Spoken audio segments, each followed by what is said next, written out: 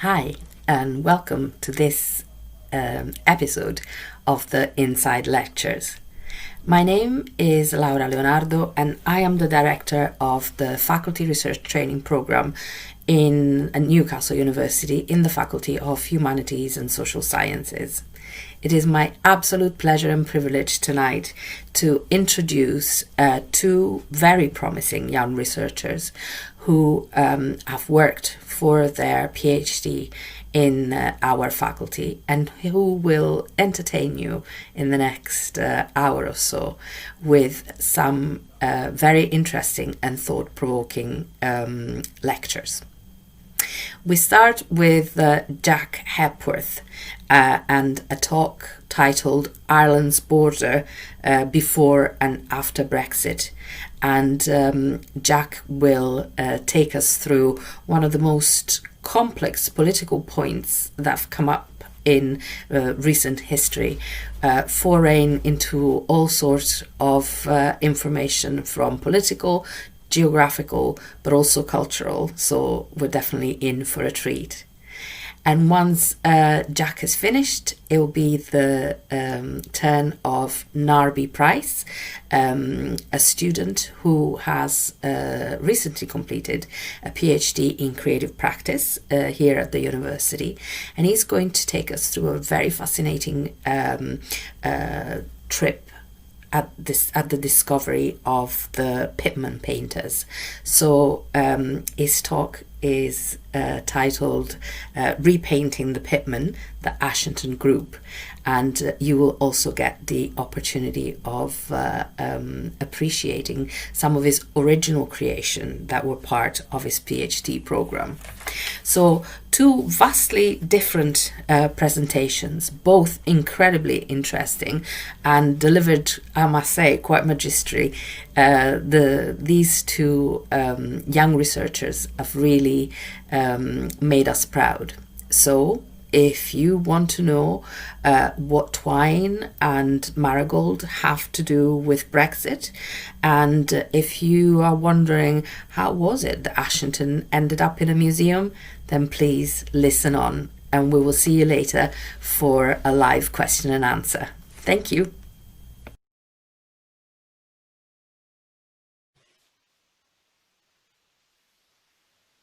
Good afternoon. Thanks for joining this Insights Public Lecture Series.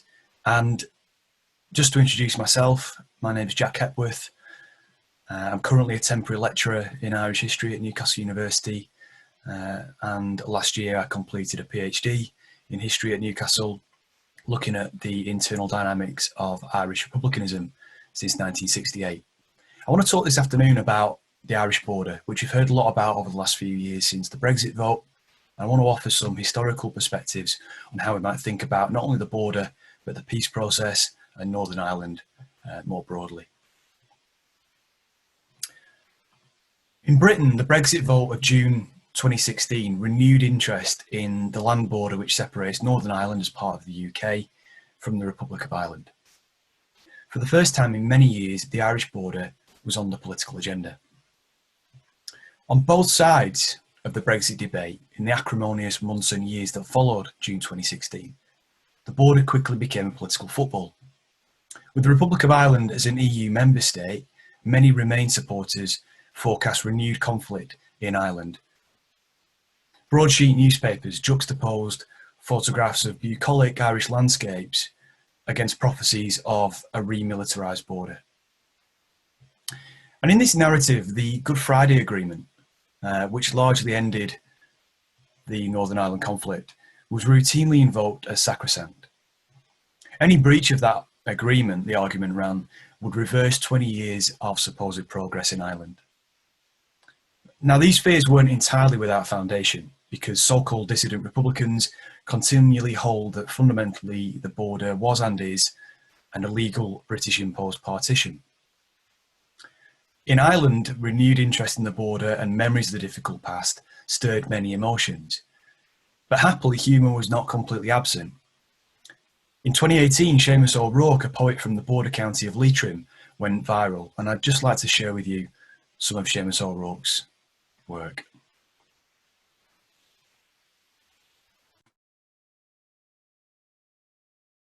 The border between Northern Ireland and the Republic was great for going across and getting good value. The thought of coming home with unsmuggled goods makes me so sad.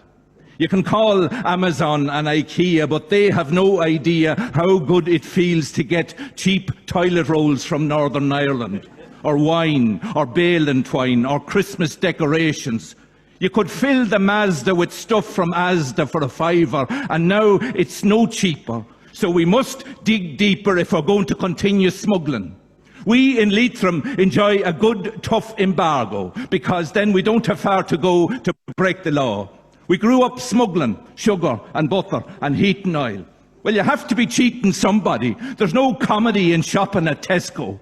Let's go with a hard border for sneaking over at night or early morning. Fill the car with condoms or Rice Krispies or gin or vodka or little small bottles of beer from Belgium, and toys for the grandchildren or marigolds for the missus or whoever washes the dishes in your house.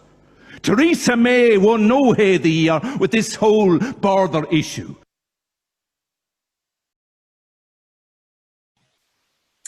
I hope you enjoyed Seamus O'Rourke's poem as much as I do.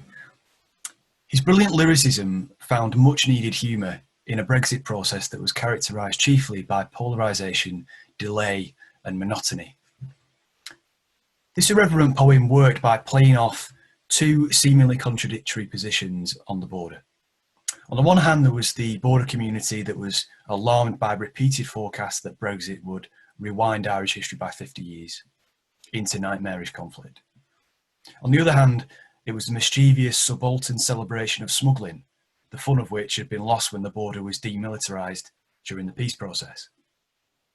And in doing so, O'Rourke subverted the liberal narrative that opening the border had supposedly brought unprecedented peace and prosperity to Ireland.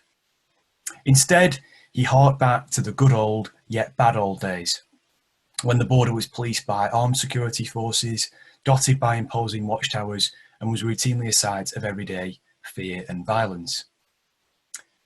Now, clearly his poem was a humorous intervention penned from south of the border, but it contained a grain of valuable truth about Ireland's recent past. Perspectives on the border are far messier than we often think, and more broadly, perceptions of the peace process are contested too.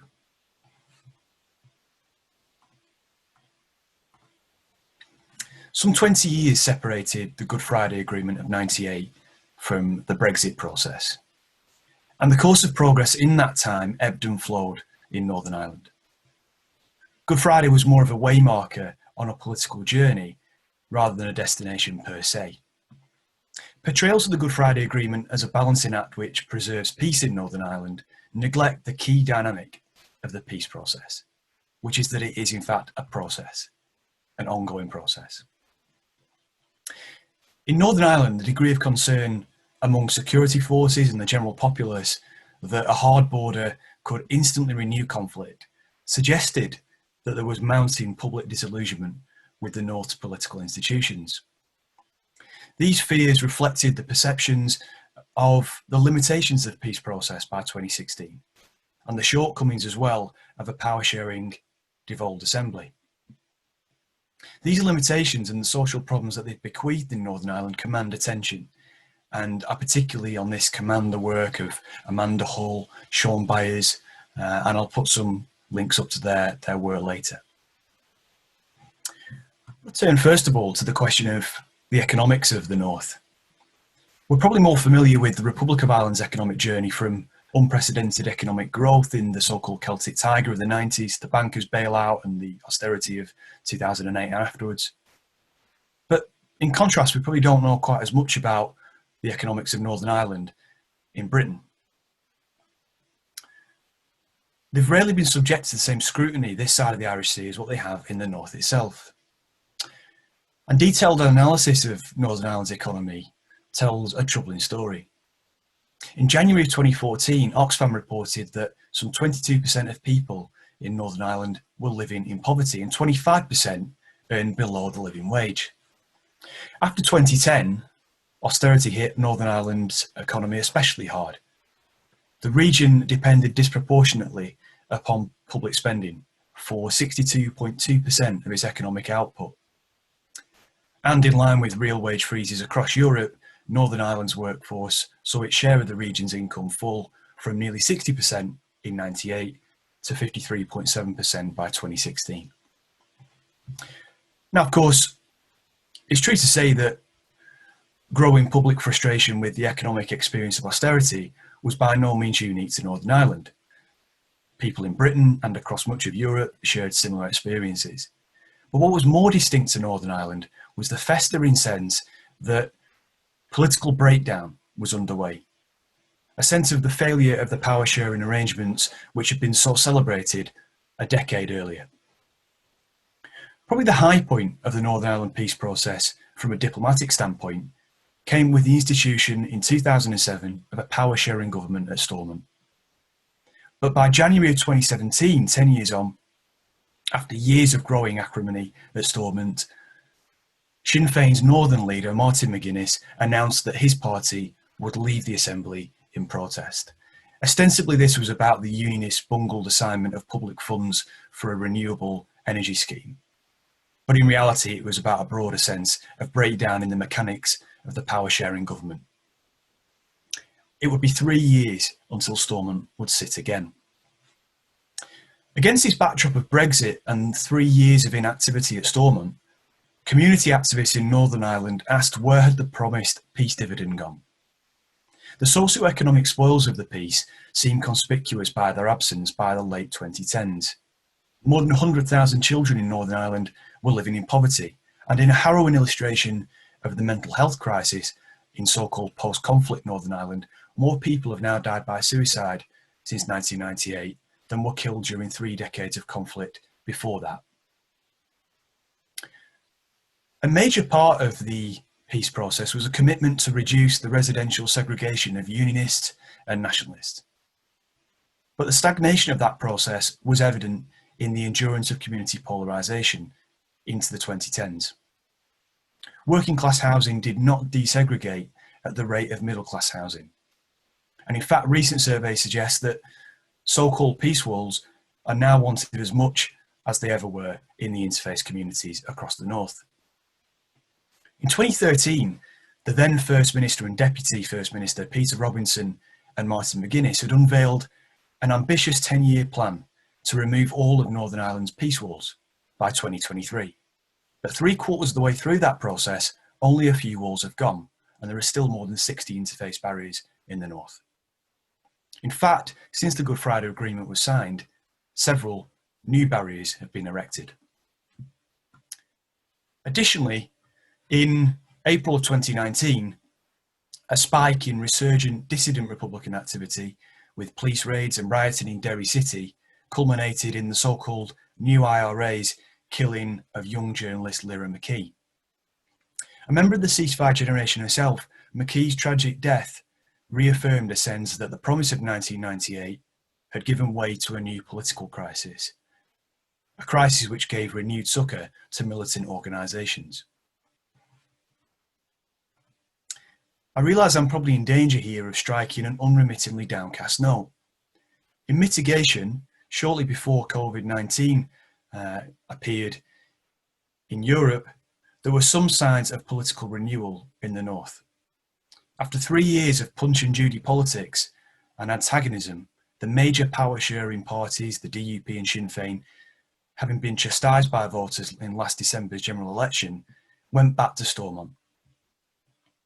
The joint agreement for the power-sharing renewal commits both parties to address citizens' assemblies and civic engagement, as well as the climate crisis. Additionally, the Brexit deal that was passed by Parliament in January of 2020 strikes a seemingly workable holding position on Northern Ireland, specifically that the UK and the EU agree in principle there should be no new checks or controls on goods crossing the Irish border. Northern Ireland will continue to follow EU rules on agricultural and manufactured goods, while the rest of the UK will not. If this paper does sound sombre or negative, let it say one thing, which is that the North is engaged in a process, and that process is often turbulent, perhaps inevitably so. Now, doubtless Brexit amplified the protest and dissent in the north. But Northern Ireland's socio-economic problems are much broader, and they didn't end with the Good Friday Agreement of 1998, nor did they start with Brexit. When we neglect the complexity of those processual dynamics, we do an injustice to the people of Northern Ireland. And hopefully, if you want to follow up some of these links, and I've suggested the readings of Sean Byers and Kaufman and Amanda Hall as well, hopefully this contributes to thinking a little bit more deeply about the socio-economic crises that continue in Northern Ireland to this day. Thanks for listening.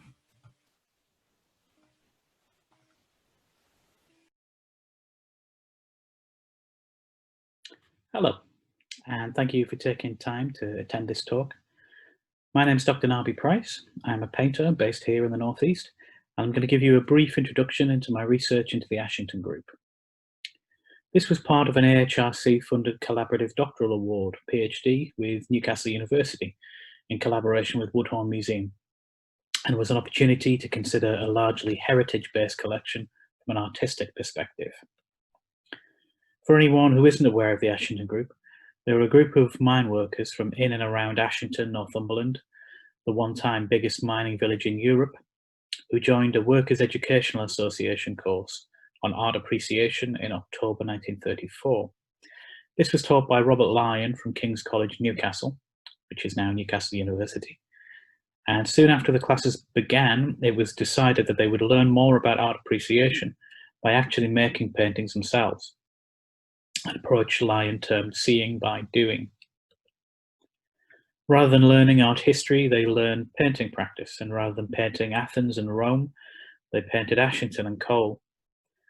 Gaining a reputation for painting their own lives, the group continued to meet and make work and discuss and critique, garnering support from patrons and the art world and so on, for nigh on 50 years, finally dissolving in 1983, just before the mass pit closures, miners' strikes, and economic collapse that has come to symbolise that point in British history. My research began with a focus on the techniques and materials used by the Ashington Group and how products and methods used might have affected their learning, their practice, and ultimately their work. But I also looked at the narratives around the group, their lives and relationships, their locale and experiences, and importantly, how their legacy was established, preserved, and retold.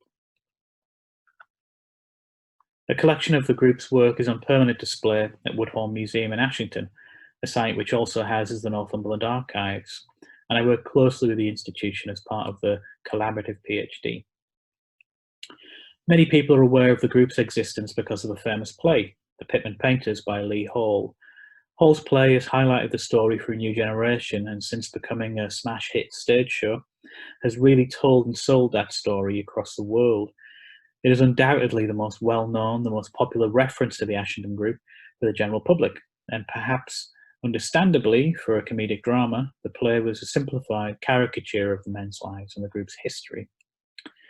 But even beyond that very public view of the Ashington Group, of the Pittman Painters, it soon became clear that only very limited research had been done about the group academically, and much of the information available came from a single source, the 1988 book by William Fever called Pittman Painters, the Ashington Group 1934 to 1984. This is the definitive resource.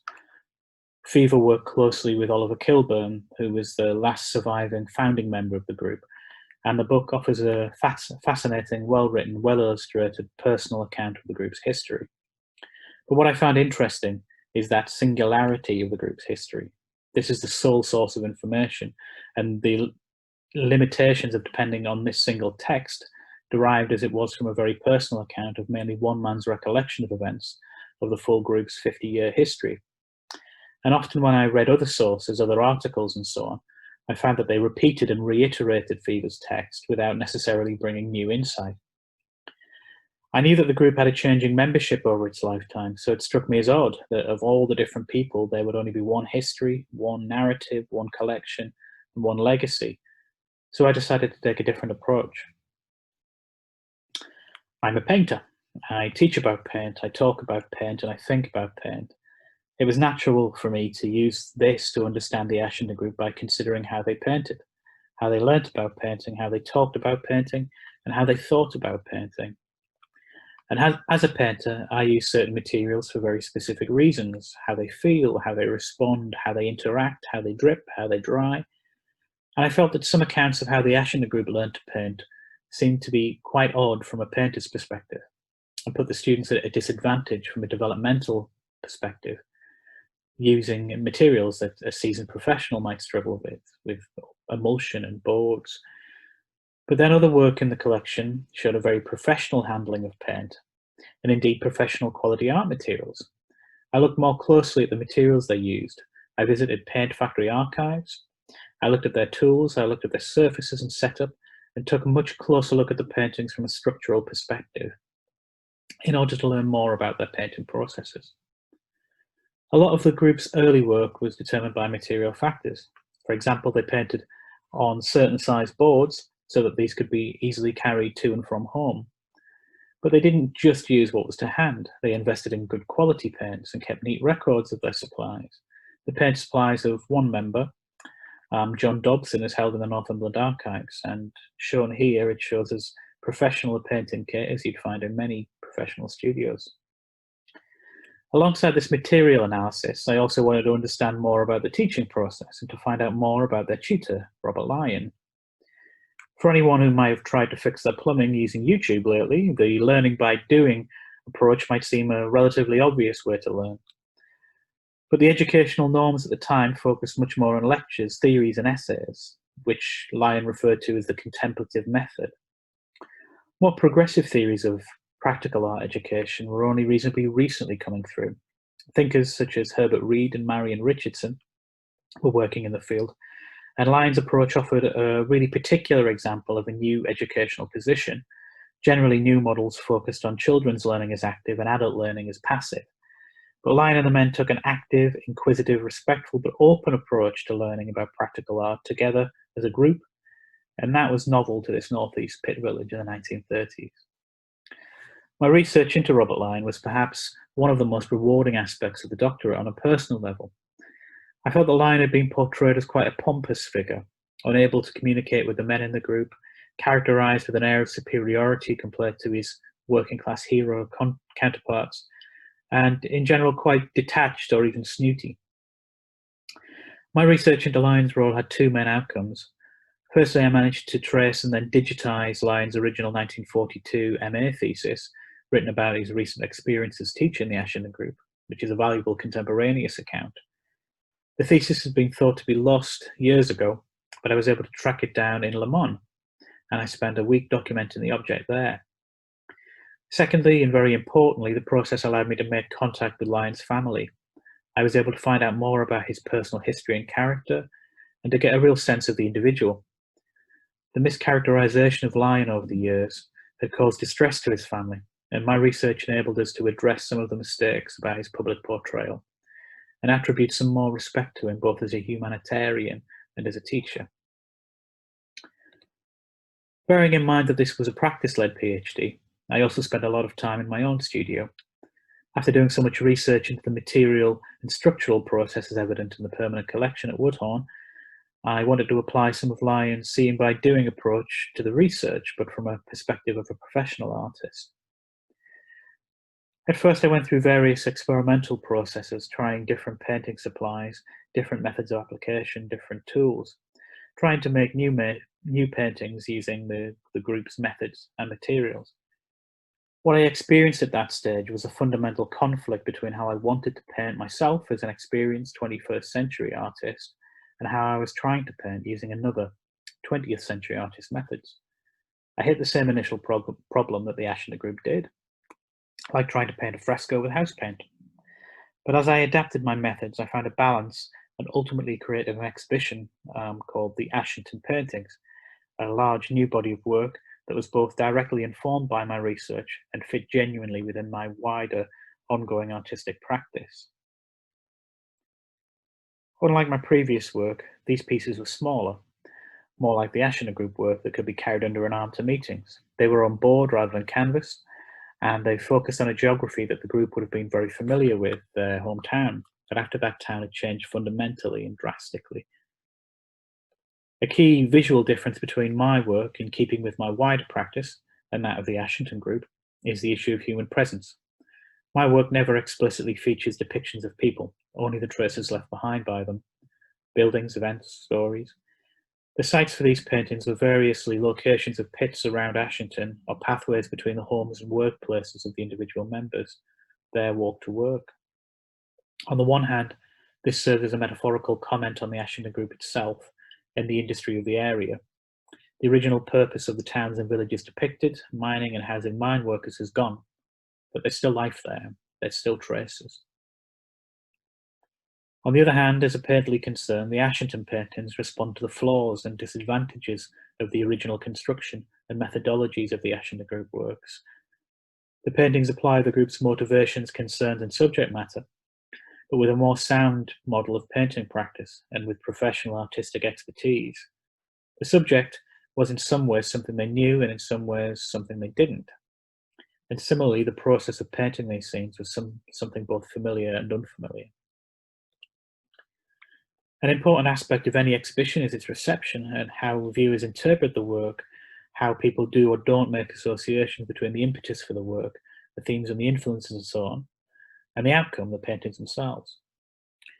The exhibition could be enjoyed in isolation, and indeed many of the works have been shown completely aside from any reference to the Ashington Group in other settings. But the original display of the work in summer 2018 was in direct conjunction with that of the Ashington Group's work. It was shown alongside the original members' work to frame the relationship between the two. The third part of the research focused on finding work by the Ashington Group which hadn't been recognised or reflected in the existing permanent collection at Woodhorn. It struck me, as a group of numerous changing members working for 50 years, there simply had to be more work somewhere.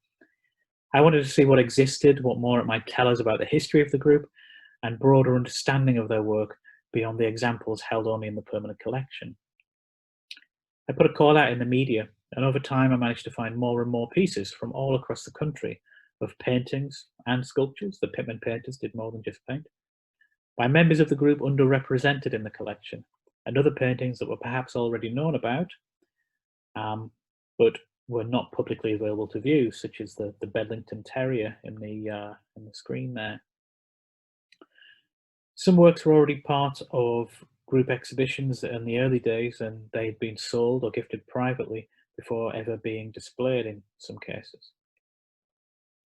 These private works brought together as a new exhibition, Pittman Painters Unseen, and this ran alongside my Ashington Paintings show as an event titled Pittman Painters Resurfacing, held at Woodhorn in summer 2018 as part of the Great Northumberland programme and the Great Exhibition of the North Inspired By programme. The exhibitions were also accompanied by two publications with new essays by the art critic Matthew Collings and William Fever, the author of the original Pittman Painters book. The permanent collection is still, of course, available to view at Woodhorn, and I'd certainly recommend you see it. But the Unseen exhibition, in addition to my new paintings made as part of the research process, encouraged a new viewing of this old story. It introduced the Ashington Group to a new audience, and it introduced my work to a new audience also. And it helped broaden the scope of the Ashington Group legacy beyond those singular texts and the selected pieces that were already available to view. I hope it reinvigorated the legacy of the Ashington Group a little, giving the story a stronger, more accurate context for 21st century artists, educators, and audiences. Thank you.